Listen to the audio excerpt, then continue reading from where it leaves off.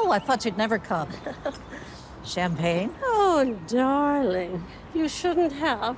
To Gay Paris. To Gay Paris. Ah, the City of Light.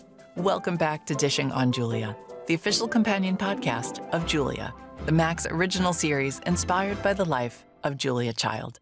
I'm your host, Kerry Diamond, and I'm the founder of Cherry Bombe magazine and the Radio Cherry Bombe podcast, where I report on some of the most interesting women in the world of food, including trailblazers just like Julia. Season 2 of Julia is officially underway, and after each episode, I'm dishing with creatives from the show, as well as special guests, to give us a little perspective and food for thought. Today, I'm speaking with executive producer Erwin Stoff and director Scott Ellis in the first half of the pod. Then it's Clancy Miller, author of For the Culture, a brand new book celebrating Black women and femmes in food and wine. Before our recap, make sure you watch episode 3, S'il vous plaît, because spoilers abound. After a rocky adventure in the countryside, Julia is eager to return to where it all began, Paris. She's excited to spend time with Paul, visit old haunts, and catch up with her professor at Le Cordon Bleu, the famous culinary school.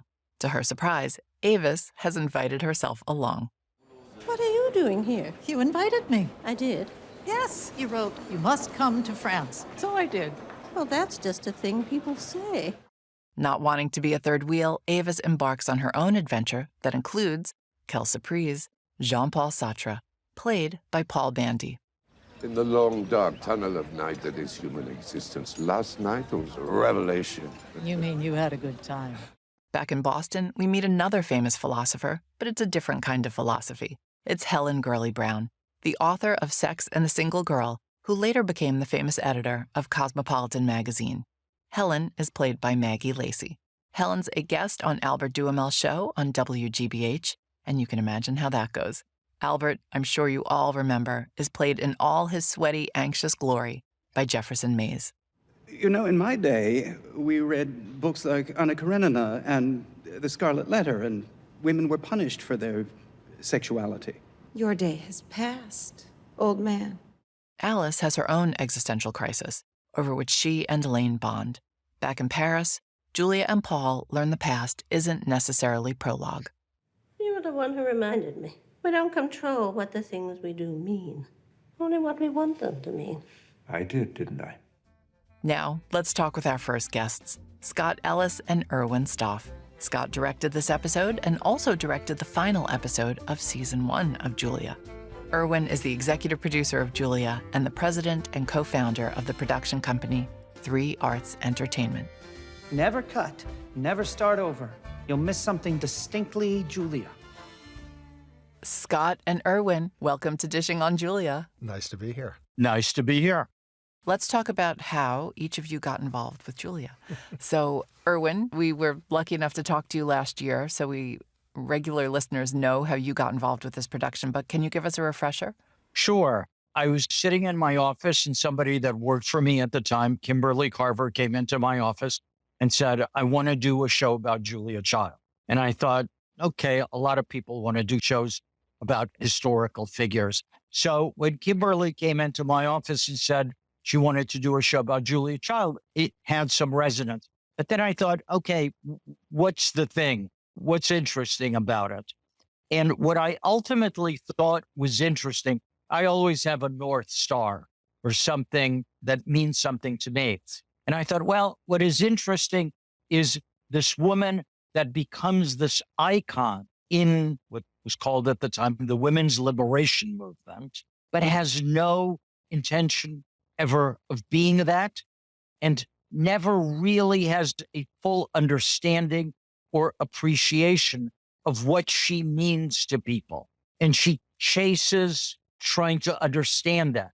She keeps chasing, well, why me? And it's just because of who she was and how genuine she was. Scott, how about you? You directed the finale last year. I did. Yeah, that was so great. It's always nice to be at the end of, a season just because you're wrapping things up and, you can really see where the arc is. So that was a real treat. Paris and then the end. I actually got involved from my theater world is because Daniel is a great playwright. we knew each other from that world. I directed a play, a reading of a new play of his. So they sent it, and I loved it. I probably would have said yes no matter what, because it was Daniel, and he's just a great writer. So you tend to pick projects, or at least I do, of just about the people you're going to spend time with. Who knows what's going to end up at the end, but you're going to try to have a good time. He's a great writer. I didn't know Chris at all, so they sent me the script. I thought I knew some stuff about Julia, but I thought it was such a great script, and the cast was incredible. So, and then it was a joy to get to know Chris, who just is a phenomenal writer and producer. And I always say it starts at the top. So it started at the top with Erwin and Daniel and Chris. It was just a joyful experience. I've certainly done shows that in my head, I go, I would never go back to this show. Not worth it. And this one was like, oh God, I hope they ask me to come back, because I just loved it. I know I shouldn't pick favorites, but episode 3 might be my favorite of season 2. So curious, why did you decide to have Julia detour to Paris before heading home? Erwin, I think this is a good one for you. Well, as always, story dictates location, as weird as that may be sometimes. But in this case, story and where we want it to be actually converged. Because what dictated coming to Paris was diving into Paul and Julia's history and previous life. That's why we came to Paris. Got it. Why couldn't you just fake it in the studio? It wouldn't have been nearly as much fun. The food wouldn't have been nearly as good.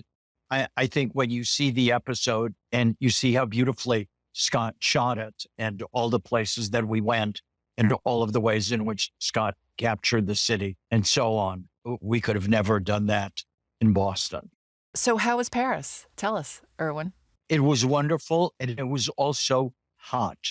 It was the hottest summer on record I think, ever in Europe. Historic heat wave, plus it's a city with not a lot of air conditioning to begin with. I always said to people, I would much rather shoot in cold than in heat. Cold, you can bundle. You can just get in, you can get your gloves, you can get in. Heat, you can't escape. It was tough, I have to say. And yet, it says a lot about the show, a lot about the actors. It was still, I don't look back, that would probably be very low on my list of things I remember. But it was really wonderful. I mean, it was great to shoot there. Scott is one of the best and most fabulously efficient directors I've ever worked with. And when you're in the editing room, there's nothing he's left out.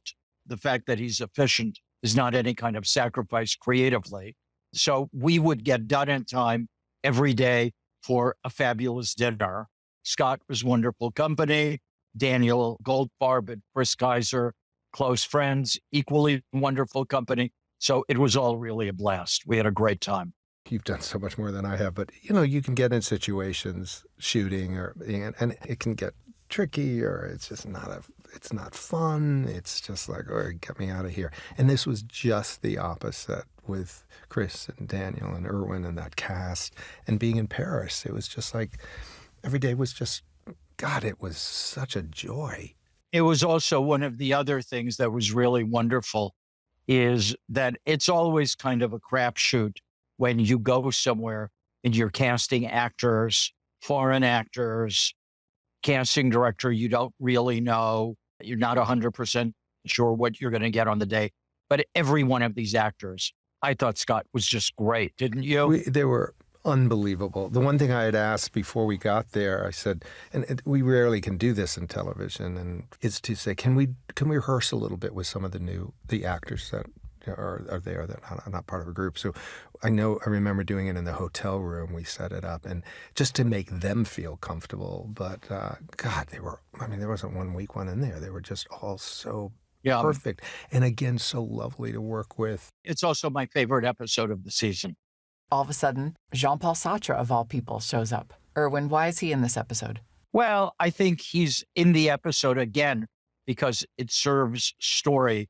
Listen, I didn't write it, nor did I conceive it, but it does have one of my favorite tricks is when you are doing something that is, quote, true, unquote, because nothing you ever shoot is really true. The whole notion of mixing, of bringing people in, that could have plausibly been there and so on is such fun. And just, it seemed like such a wonderful person for Bibi to cross paths with. And I thought the actor was just wonderful. Well, the fact it was a historical figure that was brought back in, that was a real person, a real character, it's also, which Julia, they've done that a lot. And that was also really great. One of the fun things is all of the people that she either did cross paths with or could have. Who would you say is having the biggest existential crisis in this episode? I think Paul is. Paul really questions, did he do everything that he could for his friends? Did he put himself out enough? Did he take big enough risks, et cetera, et cetera? Or did he just sort of accept the world as it came to him? Scott, how about you? Who do you think? Avis. She's got a big decision. I mean, her life has changed and she doesn't know where she's going to go to next, and questioning that and questioning her life and relationships. And that's the through line. When I look at it, that's the through line of that. I'm episode. slightly obsessed with Bibi and Avis. Why How's she to work with? Why wouldn't you be?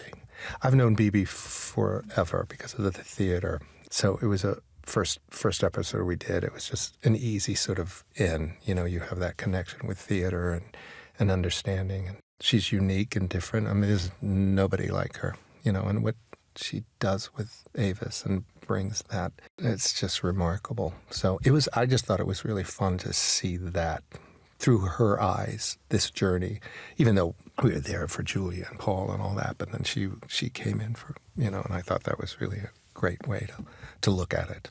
Scott, as the director, curious how you balance so many storylines. When you're looking at a script or you're looking at these characters throughout this journey that they're on, this was the third of the second season, although we knew the first season too.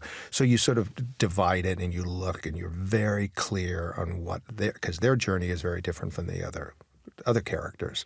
So part of it is just getting clarity on what that journey is, what is that obstacle, where were they coming from, and then where do they think they're going to. So you're just constantly dividing, and, you know, you shoot out of order, so you got to be really clear. But it's written so beautifully, which it takes, you know, everyone says, oh, you're a director. And I said, hey, it all starts with the words. You know, if you don't have the story and the words, I don't care what you think you're good as a director, it's not going to work. So you start with that, and all of those through lines are so specific and so clear, and you just have to make sure we're all on the same page with that. And just to have all these glorious actors. I mean, every time I watch the show, I just feel like it's such an embarrassment of riches in a way. But honestly, to be around that and to watch those type of actors work and play and try things, and I mean, you just, you know, it makes your job pretty easy. And it also makes it fun because you can go, oh, let's try this, or let's try that. Hey, how about this, you know? And when you have people with that type of talent to be able to do and try, that just makes it joyful. So you've got Satra in Paris, and then you've got Helen Gurley Brown back in Boston, famous editor of Cosmopolitan. She makes an appearance on one of the shows at WGBH. At the same time, you've got the storyline with a pregnancy scare.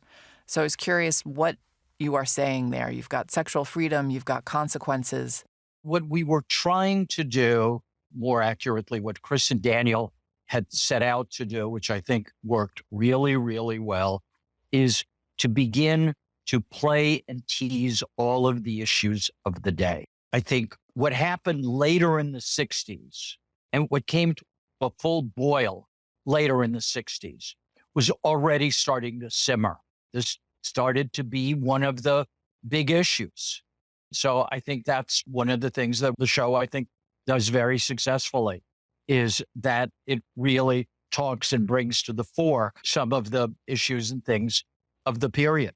Reproductive freedom is a big theme throughout all of season 2. It seems like an interesting topic to tackle through the lens of Julia Child. It's interesting because when you think of Julia, you're not thinking of that at all. And yet in the 70s, she was the face of Planned Parenthood. I mean, they were picketing. And you don't think of that. Mm-hmm. And that's what a strong person she was, and introducing that at a time when it wasn't probably the best thing for her to do as a career. Erwin, how about from your perspective? It's exactly what Scott said. It's just one of the many things that she stood for But also, again, I think it's hard to talk about the 60s without talking about reproductive rights. Back to season 1, what went through your mind when it came to working with the topic of Julia Child? I mean, Julia just occupies such an interesting place in all of our lives.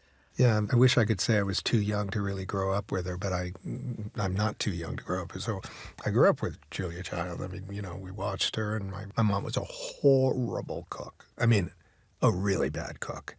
So I think some of us had fantasies of having a mom who could actually cook.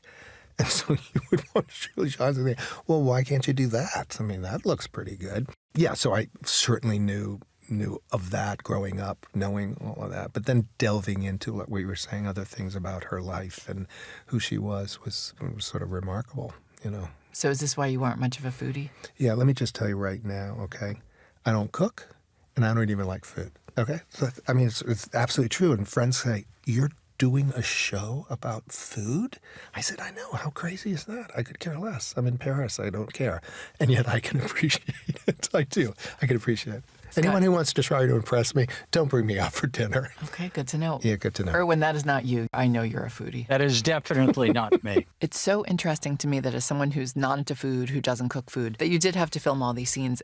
Here's the thing. I think it does make you look at it a little differently. I had to come in and really learn it. There was not coming in and going, yeah, I know this, or I like this. I knew nothing. Not only did I know nothing, I just looked, I was like, what? I could care less. But I had to make myself care by understanding what it takes to make that chocolate mousse. How do you approach it from that respect? Is it the same as any other show you would work on that you just need to become a temporary expert on that? Sure. So I'm going to do a show about, let's go back to a doctor. I'm going to do a show about, Someone's getting their appendix out. Their appendix out. So I don't know what the hell the appendix is. So as a director, I'm going to sit down and say, I need for you to talk to me about this, and really specifically, so I can answer questions to an actor if they ask, and not look at a director and go, you don't know what the hell you're talking about. So with food, I don't think I told many people. I certainly didn't tell people I didn't like food. But second of all, I didn't tell people I don't even know anything about it. So I delved probably deeper than most directors would, because I felt insecure in not being able to answer someone's question about, when are you going to pour this in? What is this? How is this going to affect this? Boom, boom, boom. Was Christine Tobin, the food stylist, on to you? Oh, God, of course she was. You had to confess. Oh, totally confess. She was the best of the best. She was so sweet and so loving about it, and just so great at it, and I really did find myself leaning into it. And she used to bring me stuff throughout the, and just sort of, you want to taste. And most of it I did. But I'm being honest with you, when we were in Paris, I found Joe the Juice. I found Joe the Juice in the mall. Scott, you are breaking my heart. In the mall. That's what I like. Then every night, and I mean every night, I would go to the other food mall, and there was a food mall close to it, and I would get the exact, lots of different food. I would get the exact same thing, chicken dumplings. That's it. I go to the same person, I would ask for it, and I would bring it back to the hotel. No, listen, there are other things I could try. There were other things. No, I knew I liked a chicken dumpling, and that was the only thing I got. So every day, it was Joe the Juice and chicken dumplings in Paris. In a funny way, Scott, this underscores the fact that Julia is not a show about food. You know what? I think that's a really great point. It actually isn't. You don't have to know about food, appreciate food. It's not. It really isn't. Because let me tell you, I love this show, but it's certainly not because of the food. It's about everything else that's going on. I love how Julia is this Trojan horse for all these other topics. Women, autonomy, reproductive health, reproductive freedom, all these things. And the fact that we don't know that, really, that has been pushed under the rug, and not pushed under the rug, you just forget it. Is there anything you'd like folks to keep in mind as they watch this season? All I would say is that the feeling that the show gives you, which is a sense of genuineness, of warmth, there's something delicate about the show, and so on. You can't set out to do that.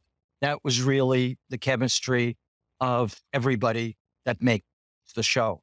And so I hope people enjoy watching it as much, honestly, as we enjoyed making it. It seems like there's a lot of magic behind the scenes, the way you all talk about each other. There is. There is. There really is. And like I said, I guess you could just pretend there is. But it really, we don't in this. It's a joy to get up and play with this group of people, all of them. I concur. All right, the next question might be the hardest one for Scott to answer, so I'm going to let you go first, Erwin. But Julia's coming over for dinner. What do you serve? Well, if she's coming to my house, the likelihood is bibimbap and Korean short ribs, because my wife is Korean and she'll do the cooking. And what part do you do? I keep the conversation going. That's necessary. Okay, that's good. Scott's nervous. I see him. I'm going to say, Julia, I want you to sit down. I don't want you to pick up anything. My husband is going to make you something, a really special gift. And then my kids are going to come out and give you some chocolate chip cookies that they bake. And that's how this is going to go. And you're going to really enjoy it. I can tell you that right now. And then most important, I'm going to really enjoy it. That's the evening. I love that. You two have good spouses, huh? Oh, my God. We do. Like Julia. You chose wisely. Yeah. And let me just say, it makes it sound like my husband, all he does is cook and stuff. He's a great actor and he does that. He just happens to have that little extra gift that when I say, hey, I can't cook anything, he will. So the kids are grateful. I understand now why the show is so special, because they've got folks like you working on it. So thank you so much for your time. Erwin, great to see you again. See you soon. Scott, great to see you. Scott. You too. Take care. Bye. Bye-bye. Now, let's check in with Clancy Miller. Clancy is the author of the brand new book, For the Culture, Phenomenal Black Women and Femmes in Food. She is also the author of Cooking Solo. Like Julia, Clancy attended Le Cordon Bleu in Paris and is a devoted Francophile. Where should we go first? Jus de Pomme? L'Orangerie? No museum. No museums. No, I think I'd rather be a tourist of our past this time. Clancy Miller, welcome to Dishing on Julia. Thank you. I'm excited to be here. Did you know about Julia growing up? Yes. So my parents got married in New Haven and they had their honeymoon in New York City. They went to the Four Seasons and had this amazing dinner. And my mom decided she would become a gourmand. And based on that dinner? Yeah. She was like, it was such a superb meal. So she dove into cookbooks by Craig Claiborne, by Julia Child. I didn't grow up eating from those cookbooks all the time, but my mom was really into that world. Oh, that's so interesting. That Yeah. one meal. Yeah. The magic of a meal. It sparked a real inspiration. So your mom had Julia's cookbooks around. Did you watch Julia on television? No. I didn't either, and I don't know why, because we were such a PBS family. Yeah, I have no memories of watching her as a child. Maybe at because all. we ate a lot of pizza and hot dogs when I was a kid. Maybe that's why we didn't watch Julia Child. Totally. When did she first start to factor into your life and existence in other ways? I feel like back in the day, was it Dan Aykroyd? Somebody on Saturday Night Live used to do a sketch as Julia Child. And then my mom would talk about some episode of Julia Child cooking and dropping something on the floor and picking it up. And that became my mom's 5-second rule. If Julia did it, we're allowed to. So when was your personal culinary awakening? When did you start to think this could be a career?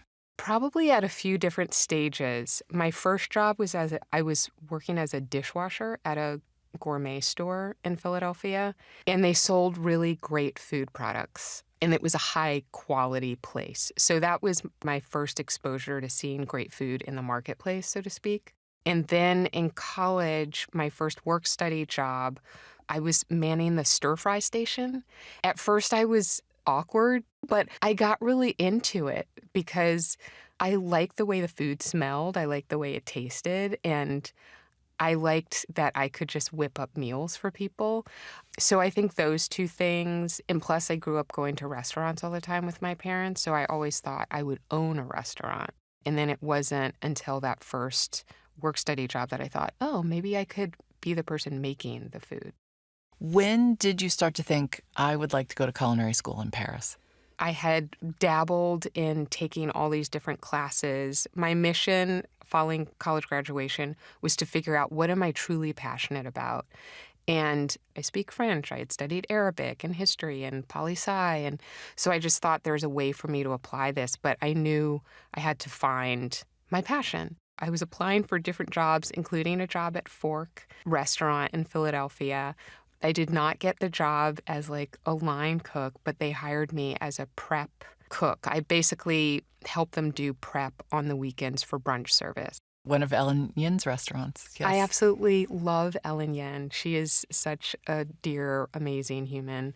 I asked her, should I go to culinary school because I think I want to be a chef? And she said, you don't have to go to culinary school to be a chef, but I would consider it to be a pastry chef. And that was my light bulb moment because I thought, oh, culinary school, maybe in Paris, studying pastry. And by that point, I did know about Julia. And so I was just like, I could be like Julia and go to Le Cordon Bleu.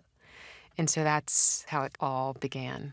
And that's exactly what you did? Yes. Did you go to the original school that Julia went to? I think I did. There's a fancy new version now. I did not go to the fancy new version. As a matter of fact, on a recent trip, I got lost trying to find the fancy new version because I was like, where is it?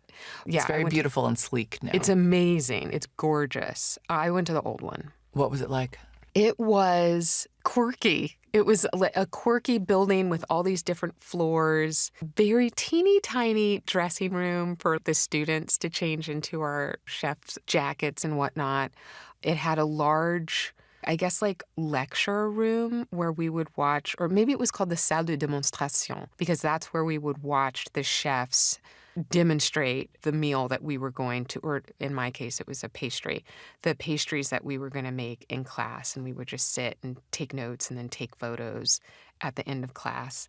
And then upstairs were the salle de pratique, the practical rooms where you would go in, make éclair or whatever it was for that day. And so it was a place that was full of life because it was not that large a building, but packed with students, cuisine students, pâtisserie students, tourists, because you can go to Le Cordon Bleu and just take a class for a day or a weekend class. So always a lot of people making a lot of amazing things.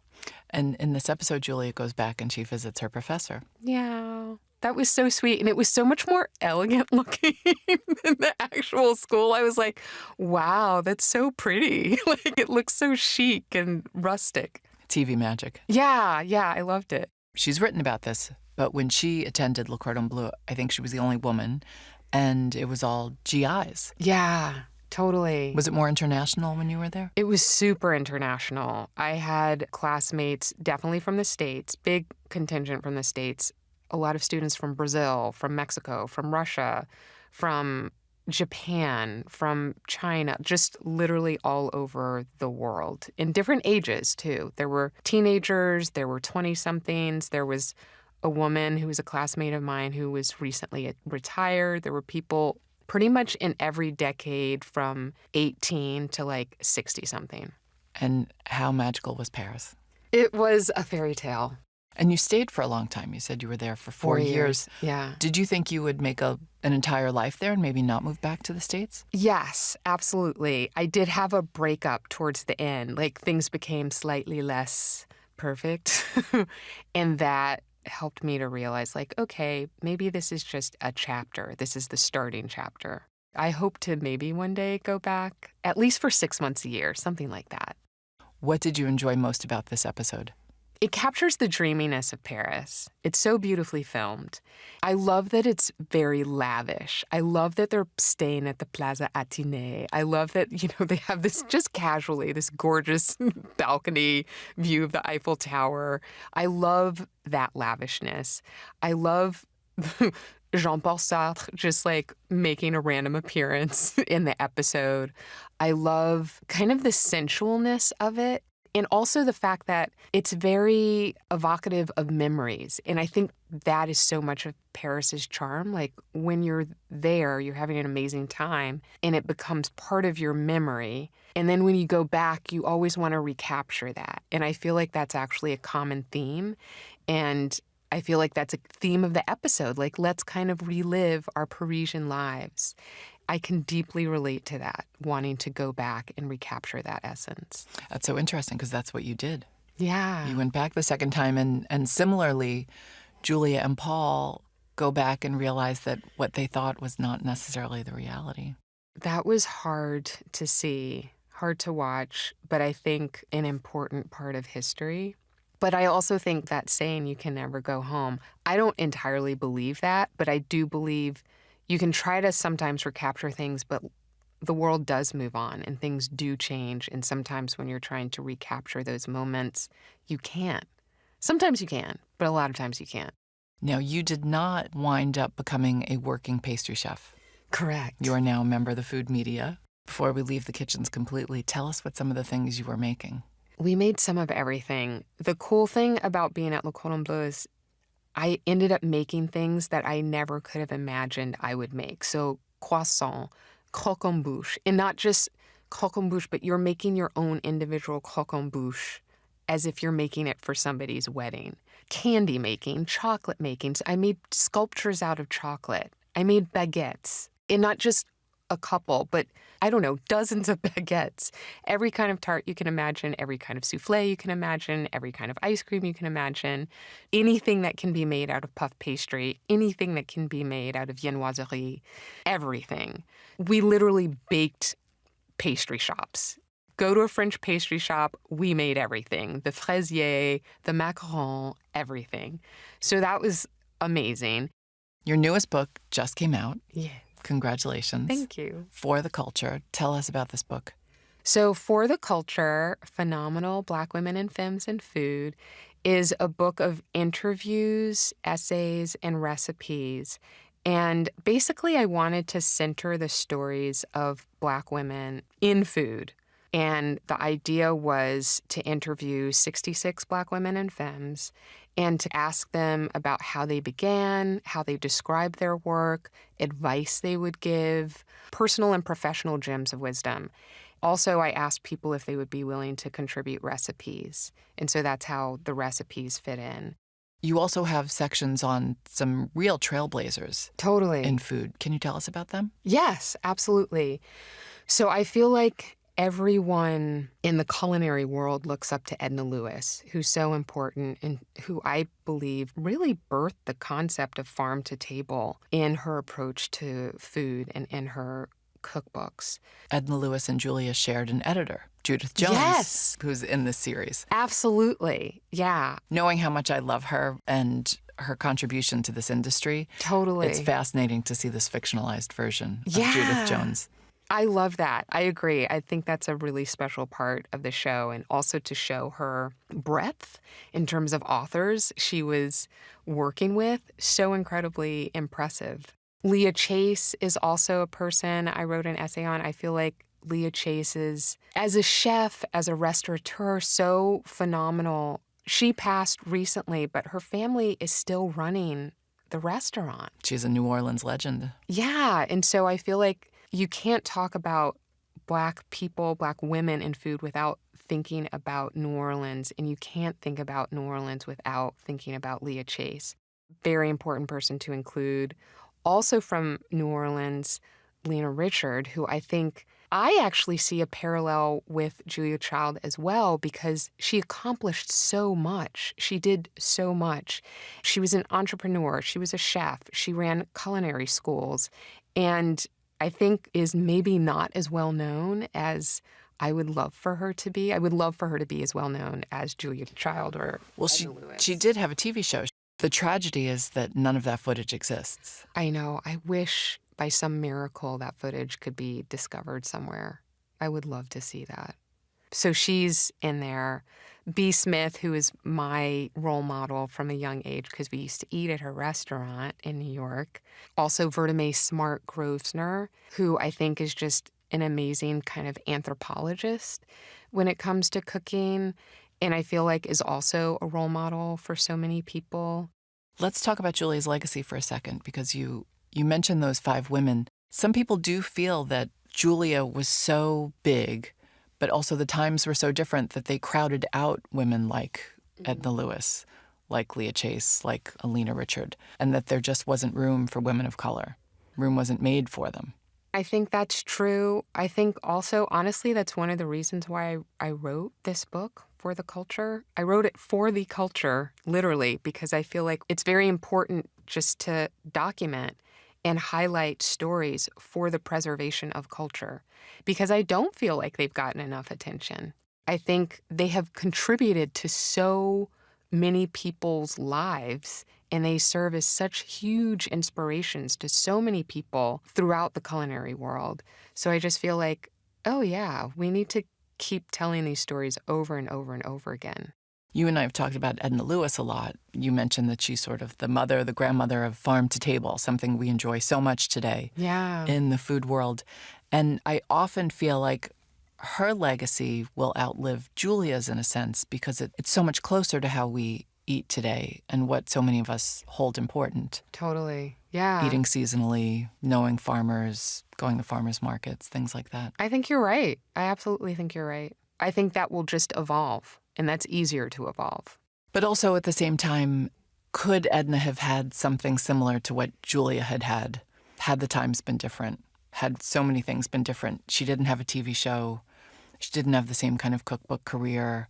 There's not this whole universe built around her today the same way there is with Julia. I think she totally could. Had there been no racism, had there been true equality and true accessibility to equal opportunities, 1,000%, I think so. And in some ways, I think B. Smith bears that out because she also had a television show and wore many hats. I think part of that was probably able to happen because she was born at a different time. So I think that one can only hope that we can continue to build on that. You know, we've talked with a few of the guests on Dishing on Julia that you might tune into this thinking, oh, it's a fun show about Julia Child, but it's so much more than that. And Julia is used to tell a story about the times and the times she lived in, but also the times we live in. Yeah. What's changed and what hasn't. For sure. Yeah, I found it really interesting that abortion is kind of thrown in there and reproductive rights and reproductive knowledge. Lots of different things, even including the aging process, that a woman's body changing and also relationships. I feel like, oh, there are a lot of things that are discussed, or there's an unspoken dialogue happening and a spoken dialogue happening. And I do respect that a lot.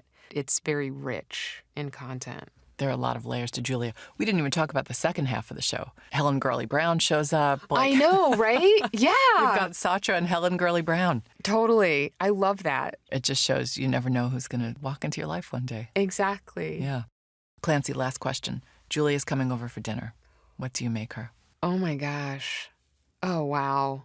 Okay, so there is a salad. It's going to sound basic, but it's delicious. When I lived in Paris, I borrowed a cookbook from one of my coworkers, an Australian chef. It was a Thai cookbook, but it had this delicious chicken salad with lemongrass and just an incredible amount of herbs in it, and it had kind of a coconut base. And I used to make that for everyone, and everybody loved it.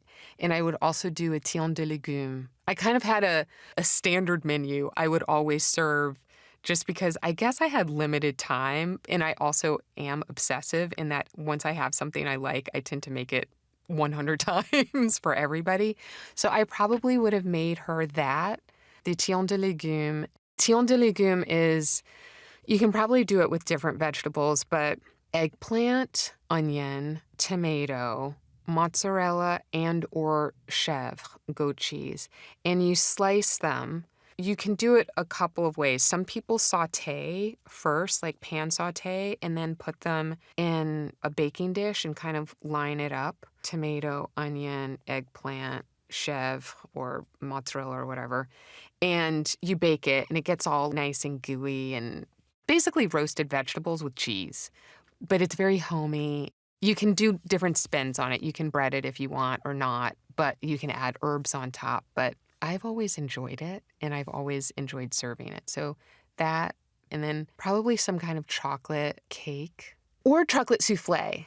A chocolate souffle would be fun, or chocolate mousse, or like a flourless chocolate cake. Or why not all of them? Or all of them. Exactly. Exactly. Well, Clancy, thank you so much for your time. Congratulations on your brand new book. Thank you. Thank you for having me.